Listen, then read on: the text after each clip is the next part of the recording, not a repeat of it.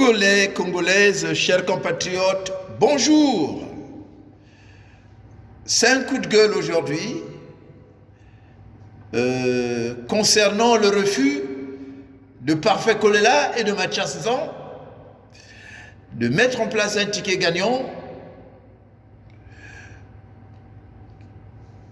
dans le cadre de la candidature unique. Il y a plus de mystère, mes frères. Il n'y a plus de mystère. Ni Nzan, ni Parfait Kolela ne veut de la candidature unique. Il n'y a plus de mystère. Ça, il faut le dire. L'opposition a eu là la chance, a eu là une occasion en or.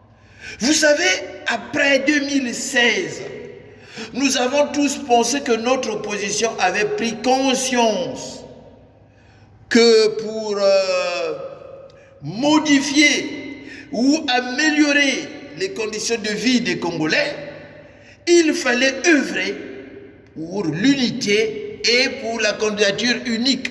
On a tous cru. Parce que vous avez vu ce qui s'est passé en 2016, Sassou était en difficulté. Il était en difficulté.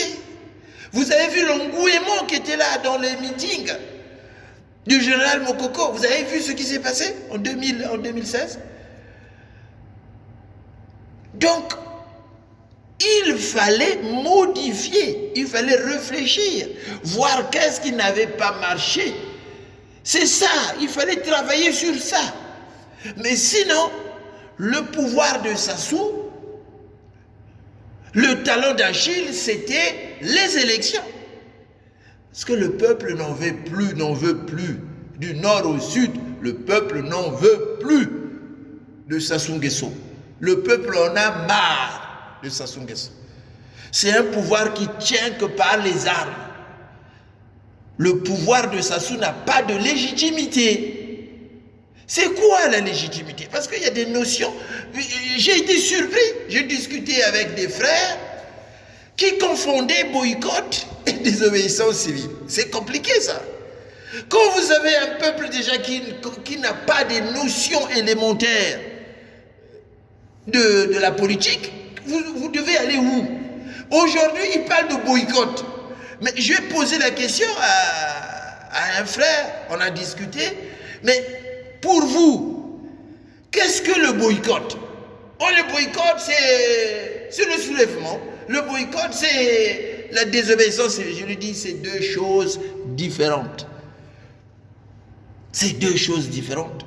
Déjà, boycott, là, le nom boycott, ça appartenait à une personne. Hein? C'était un Britannique, boycott. C'est un Irlandais, M. Boycott. Il faut lire un peu l'histoire de M. Boycott. D'où vient ce nom? Pour faire simple, boycotter, c'est le mot dire je ne suis pas d'accord. Je ne suis pas d'accord, c'est ça boycotter. Je peux boycotter un cours du professeur. Je boycotte, j'y vais pas. Voilà. Les députés peuvent boycotter une séance. Ils ne participent pas, ils sont partis. Mais ça ne signifie pas qu'ils veulent renverser le bureau de l'Assemblée. C'est pas ça, boycotter. Boycotter et désobéissance civile, c'est deux choses différentes. Et c'est ça. Mais si vous confondez, vous pensez qu'en boycottant, voilà, ça souvent partir, mais vous aurez que des yeux pour pleurer. Hein. Lorsque vous allez boycotter, Sassou va s'autoproclamer président. Je ne sais pas qu'est-ce que vous allez faire après. Il faut réfléchir là, mes frères. La désobéissance civile, c'est un moyen de droit qu'on donne à un peuple face à la tyrannie, face à des violations, par exemple, violation de droit. Hein? Quand quelqu'un viole la Constitution, le peuple a le droit de se soulever. Quand vous êtes soumis à une dictature, à une tyrannie ou à une colonisation, vous êtes obligé de vous révolter. Ça, c'est un devoir sacré. Parce que l'homme est né libre. L'homme est né libre. On est tous égaux en droit. Personne ne peut commander les autres sans que les autres puissent le choisir. S'il le fait, on a le droit de se soulever, de le chasser, de le tuer même. C'est ça, la désobéissance. Donc, attention, ces deux notions ne disent pas la même chose. Hein? Parce que je vois des gens, boycott, restez chez vous, boycott. Mais oui, ça signifie seulement, dites non, n'allez pas voter. Mais après, n'oublions pas, le vote aura lieu. Si vous boycottez, c'est-à-dire vous dites que non, nous on ne participe pas. Mais le vote aura lieu. Ceux qui iront voter, c'est seulement les militants de Sassou. Qu'il ait 1% ou 10%, ils sont fous. On l'appelle comme monsieur 8%. Il ne vit pas. Mais il faut réfléchir aussi. Vous savez, je vais être franc avec mes frères du Congo. Le développement différentiel du Congo, département par département, profite à la partie nord. Le développement différentiel, parce que vous avez vu, là au plateau, il a promis quoi? Le courant. Il a promis le courant dans la partie nord. Et au Poul, il n'y en a pas, il n'y a pas de courant. Il n'y a jamais eu de courant au Poul. Vous voyez? Donc vous allez à Oyo, le développement de la ville de Oyo ne ressemble à aucun développement d'autres villes du Congo.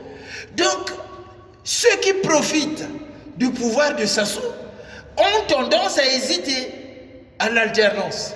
Ils hésitent. On ne les voit plus, ils sont tièdes, hein, même sur les réseaux sociaux. On ne les voit plus, ils ne se mobilisent plus. Eux, ils sont plutôt pour le boycott. Mais si on boycotte, Sassou restera là. Les Kiki resteront là. La famille de Sassou restera là. Les Okemba resteront là. Les Ndengue seront là. Ils vont tous vous écraser. Ils vont toujours vous écraser. C'est ça le problème qui se passe. Il y en a qui sont hésitants pour le changement. Il y en a qui ne veulent pas que Sassou parte. Il y en a qui ont tout eu. Mais n'oubliez pas, Marien Ngouabi a été avec Sassou. Hein. N'oubliez pas, tous les gens que Sassou a tués au nord, ça vous regarde. Si vous pensez qu'il n'y a que Sassou qui peut assurer votre bonheur, tant pis pour vous. Mais ne venez pas embrouiller les autres. Ah, boycott, boycott. Boycott, ça signifie je refuse d'aller voter. Ça ne signifie pas chasser Sassou. Après, vous allez faire quoi? Donc, fermons cette parenthèse, on continue. Je disais, il n'y a plus de mystère. Nzon et Parfait Kolela ne veulent plus ou ne veulent pas mettre en place une candidature unique. L'opposition congolaise fait pitié. Hein? L'opposition congolaise fait pitié. J'en ai marre de cette opposition de merde. Hein? Mais dans notre pays, il y a encore des opposants qui aiment vivre sous la dictature. Ça m'énerve. Il y a des gens qui aiment la dictature. Pour eux, tout doit tourner autour de Sassou. Parce que Parfait Kolela et Mathias ont eu une occasion là, en or, de changer le destin du Congo. Mais ils refusent. Ils veulent aller en rond dispersé. Mais si vous voulez accompagner Sassou, ben faites-le tout seul. Mais ne venez plus embrouiller le peuple. Ne venez plus embrouiller le peuple. Parce que vous avez une occasion en or de marquer le but et vous êtes tenté de vous concurrencer. Mais ce n'est pas possible. Il y a des gens dans notre pays, pour eux, tout doit tourner autour de Sassou. Et les Congolais doivent suivre cette logique. Nous, on dit non. Le monde doit changer. Le monde n'est pas stable. Mais il n'y a pas de progrès sans risque. Si vous ne prenez pas des risques, il n'y aura pas de progrès. Parce que le progrès est une ligne ascendante. Le progrès, ça monte, ça monte, ça monte. Le bonheur que nous cherchons, la paix que nous cherchons, hein, l'alternance que nous rêvons, mais c'est au bout de la lutte quand même. Vous n'essayez même pas la candidature unique. Ça ne vous tente même pas. Vous vous concurrenciez. J'entends les gens de Mathias dire que non, Mathias va gagner. Il va gagner comment? Comment il va gagner? Déjà là, même le roi de Bateke soutient Sassou. Le roi de Bateke ne soutient même pas Mathias. Mathias, il a combien de militants derrière? Combien? Je vais être brut et je vais être juste. Je vais être, c'est vrai, brutal et je vais être juste. Mathias Nzon n'a pas de militants derrière, il faut le dire. Il n'y a personne derrière. Son parti, si on lui demande de nous montrer une liste des gens encartés qui payent les cotisations de son parti, il n'y en a pas. On trouvera peut-être zéro. Il n'y aura que lui et sa femme. Les sympathisants, il y en a. À Gamboma, il peut y avoir des sympathisants. À Brazzaville, il peut y avoir des sympathisants. Ceux qui ne sont pas dans son parti, il peut y avoir des gens qui ont de l'estime pour lui. Mais Mathias Nzo ne pourra gagner que dans le cadre d'une candidature unique. S'il se retrouve avec son fils, ça peut être son fils parfait, ça peut être son neveu, qui se retrouve les yeux dans les yeux, ils discutent. Il y a des faiblesses, il y a des points forts, et ils disent que par rapport à la pression, parce qu'il y aura une pression après, Parfait Kolela, son avenir est devant lui. À 60 ans en politique, tu as de l'avenir encore. Et je vais être brut et je vais être juste. Parfait Kolela, en dehors des sympathisants du pool, si on lui dit de nous montrer une liste où il y aura des militants entartés, on aura peut-être des surprises. Voilà, écoutez. Donc, évitez de nous créer d'autres problèmes. Si vous ne voulez pas d'une candidature unique, dites non. Dites non. Et ne venez plus embrouiller notre population. Laissez la population prendre son destin en main. Si vous ne pouvez pas. On sait que Parfait Kolela, tes frères sont là-bas. Landry est dans le bureau de campagne de Sassou Nguesso. Tu as des sœurs qui sont députées. Peut-être tu as des remords. Peut-être tu ne peux pas affronter Sassou Nguesso. Peut-être tu as peur de l'affronter. Parce que qu'on le veuille ou pas, les relations que vous avez avec Sassou, c'est des relations de père et fils. Si tu as peur de l'affronter, il faut le dire. Si tu as peur de l'affronter, il faut le dire. Parce que là où on est, mais il faut briser le plafond de glace, tu dois tuer le père. Là où on est, il faut tuer le père. Il faut le tuer politiquement. Il faut l'affronter. Tu dois lui montrer que tu n'es pas un gamin, tu as grandi. Congolais, Congolaises, chers compatriotes, les Congolais n'exigent pas de Nzon et de Parfait qu'ils soient des hommes parfaits. Nous savons tous que Nzon et Parfait ont servi Sassou. On s'en fout de tout ça. Ça, on s'en fout. On sait qu'ils ont servi Sassou. Nous le savons. Qui ne le sait pas? Mais ce qu'on attend d'eux, qu'ils puissent se retrouver, se regarder les yeux dans les yeux, dire que voilà, on va mettre en place une candidature unique entre nous deux, qui est à même de supporter la pression de Sassou, parce que Sassou va exercer une pression énorme sur celui-là. Si vous avez peur, faites-le à la dernière minute. C'est à la dernière minute. La stratégie de Sassou pour l'élection, c'est faire peur. Parce que Sassou va faire peur. Est-ce que Mathias Sassou, tu es à même de supporter cette pression? Parce que tu as servi Sassou. Qui ne le sait pas? Mathias Sassou était le financier de Sassou. Pendant la guerre de 97, les rumeurs circulent. Et les rumeurs circulent encore. On ne sait pas si c'est fondé ou pas. Que tu étais le financier qui a financé cette guerre. Ça se dit. Mais vous avez là une occasion de se racheter, de sauver le pays. Peut-être le peuple va vous pardonner. Peut-être le peuple va vous pardonner. Le peuple est prêt. Mais vous êtes incapable de créer des conditions pour que le peuple soit derrière vous. Vous êtes en train d'hésiter, de décourager les bonnes volontés. Vous savez, l'élection présidentielle, c'est un contrat entre une personne et son peuple. La majorité présidentielle, vous avez vu, qu'est-ce qu'ils ont fait? C'est plusieurs partis, mais ils ont choisi un candidat. Mais vous, vous êtes incapable de le faire. Vous êtes incapable. De toutes les façons, le mandat de l'après Sassou, c'est un mandat sacrifié. Même si Mathias Sassou, on te donne ce mandat, tu ne feras rien. Même si Parfait Colombe te donne ce mandat, tu ne feras rien. Parce qu'il faut aller chercher où Sassou a caché l'argent. Il faut faire des états généraux. États généraux de l'armée, états généraux de l'administration, il faut faire tout ça. Virer de l'armée tous les militaires qui servent un homme au lieu de servir l'État.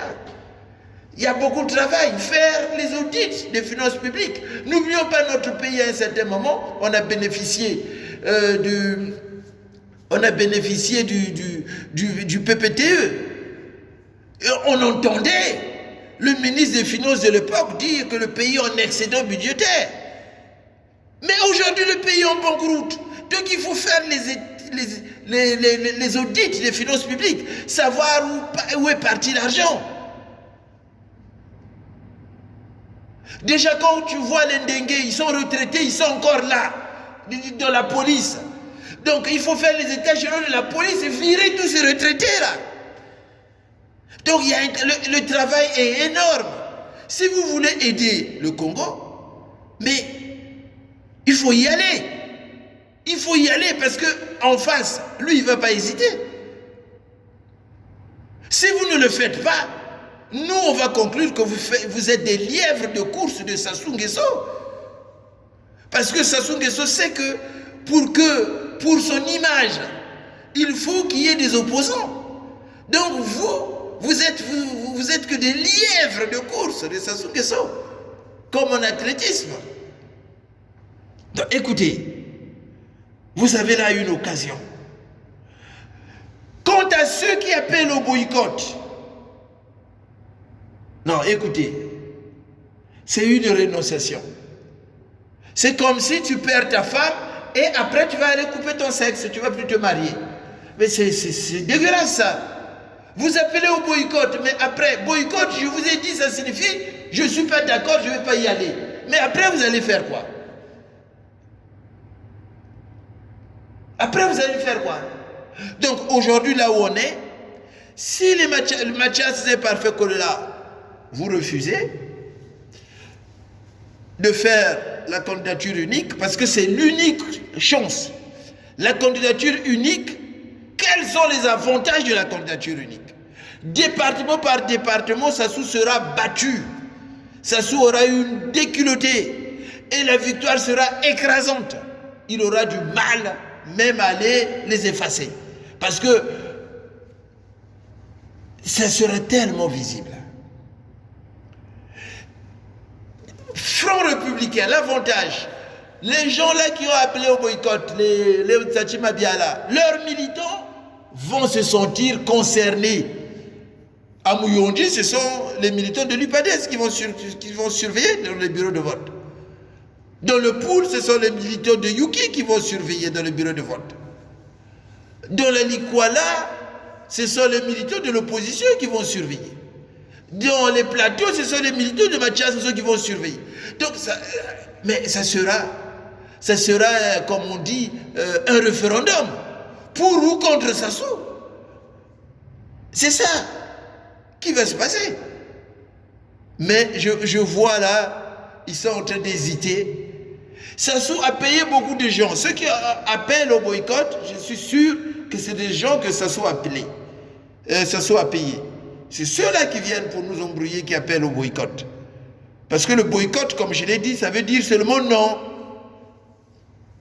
Ça veut dire non. Ok. Donc, vraiment, s'il y a un moment où dans notre vie de Congolais, où la candidature unique devient le plus sacré de devoir, ce moment-là, c'est maintenant. Nous devons nous unir. Nous devons travailler pour la candidature unique. Si vous ne le faites pas, bon, dites-le. On est coincé, on ne peut pas. On a des pactes avec Sassou, on ne peut pas. Mais dans ce cas-là, mais vous avez une porte de sortie. Les prêtres ont dit les conditions ne sont pas réunies. Ils vous ont dit ça, les conditions ne sont pas réunies. Mais c'est une chance pour vous. Donc, déjà lancer des ultimatums sur le respect des règles. Donnez au moins jusqu'au 15. Jusqu'au 15, les élections c'est 21. Vous dites que si jusqu'au 15 les conditions ne sont pas remplies, nous on va faire sortir la population. Donc il n'y aura pas d'élection. Le peuple peut être derrière vous aussi. Et c'est ça la désobéissance civile. Commencez à appeler même à des journées villes mortes. Dites aux gens de ne pas aller travailler jusqu'à ce que Sassou puisse respecter les conditions, les règles de jeu démocratique d'une élection libre et transparente. Vous pouvez le faire. C'est une chance pour vous.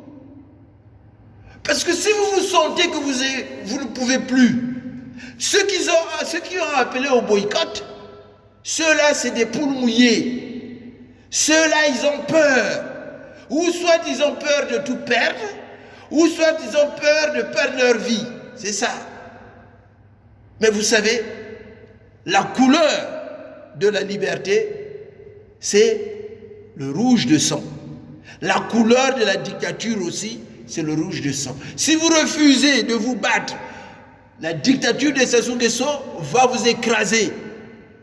Et la couleur de la dictature, vous allez connaître cette couleur de nouveau. Vous allez connaître la couleur rouge parce que le sang va couler encore. Comme le sang a coulé les années antérieures. Donc, écoutez, on a eu l'occasion de se battre. On a là une occasion de se battre. Il ne faut pas gâcher cette occasion-là.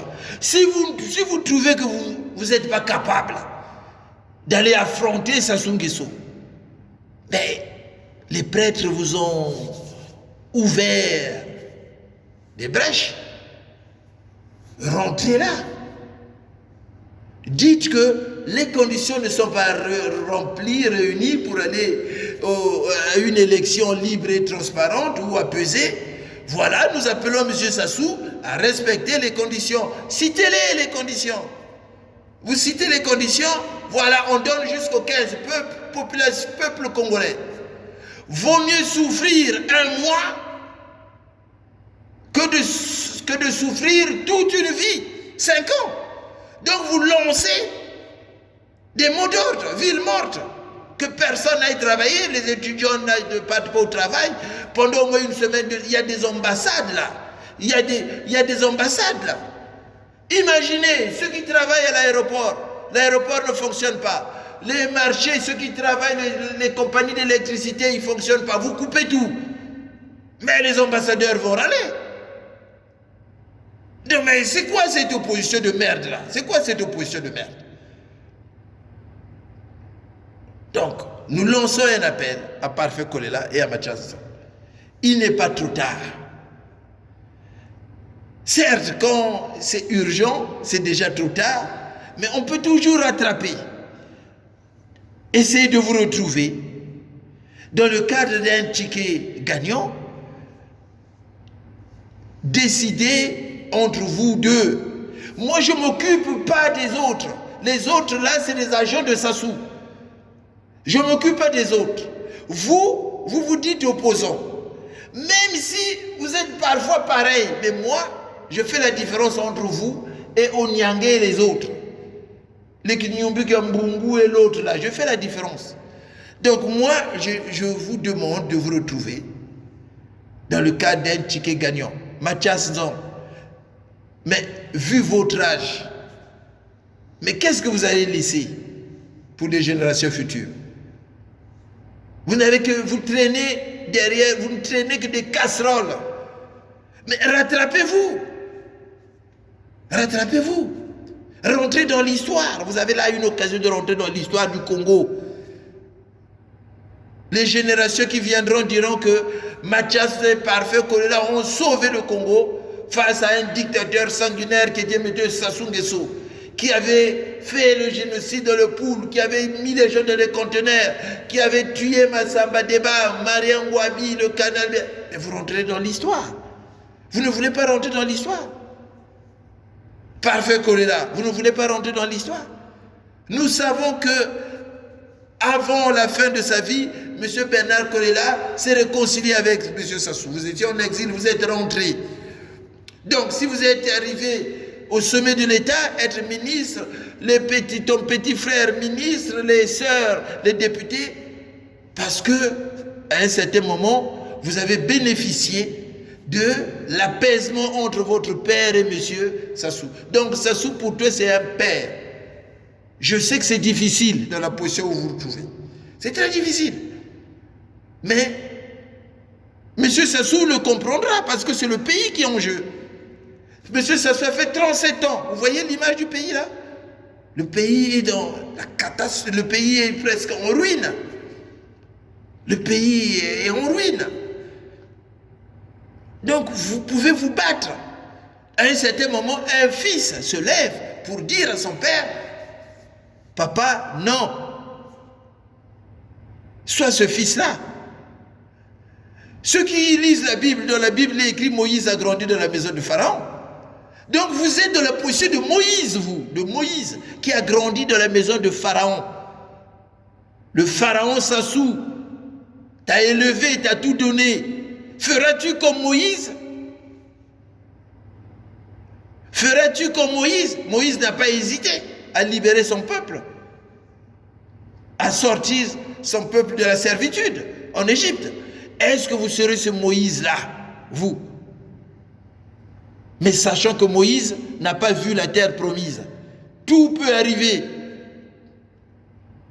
Tout peut arriver parce que lorsque vous allez mettre en place une candidature unique, lorsque vous allez avancer vers le changement, parce qu'en face, c'est 37 ans. 37 ans de règne politique, de pouvoir politique. Il va bouger, le monstre. Le monstre ne va pas vous laisser faire. Êtes-vous capable de le faire? Si vous êtes capable, eh bien, allons-y. Le peuple sera derrière. Nous qui sommes au niveau de la diaspora, si vous mettez en place une candidature unique, moi je me mettrai à la tête. Je me mettrai à la tête d'un comité qui va faire des marches ici. Et ce sera pour la première fois qu'on sortira sur la place de Paris. On fera des marches devant l'Assemblée nationale française, devant l'Élysée, on ira. Et on parle parti par parti, parti politique, on fera ça. Mais on vous demande de vous rencontrer, de mettre en place une candidature unique. Et le reste, le peuple le fera. On vous demande seulement ça. Si vous le faites, je serai à la tête d'un comité pour l'alternance au Congo qui fera des marches ici, des sittings, qui va aller à l'Assemblée, au Sénat, qui va aller partout, aux affaires au Quai d'Orsay. On ira là-bas. S'il faut dormir, on dormira là-bas. Mais on vous demande de mettre en place une candidature unique. Parce qu'il faut mettre aussi la France-Afrique en difficulté devant un fait accompli. Parce que si les Congolais se mobilisent, la France dit qu'il n'a pas d'amis, il n'a que des intérêts. Et dans ce cas-là, nous dirons à la France, vous avez des intérêts à sauver, pas un ami. Sassou a fait trop de mal dans ce pays. Voilà ce que j'avais à dire. Merci. Au revoir. Ciao.